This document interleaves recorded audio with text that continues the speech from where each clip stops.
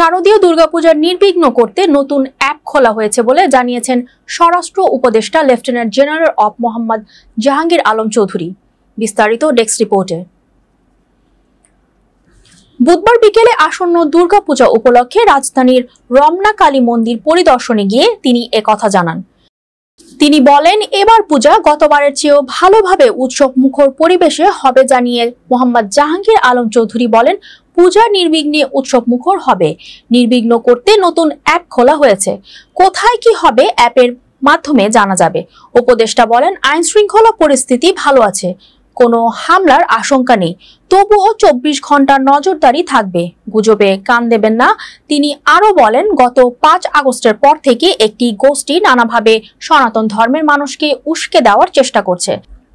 তারা অপপ্রচার চালিয়েছে। 5 লাখ হিন্দু ধর্মাবলম্বী মানুষ দেশ থেকে পালিয়ে গেছে এবং কান্তজির মন্দির ভেঙে ফেলা হয়েছে।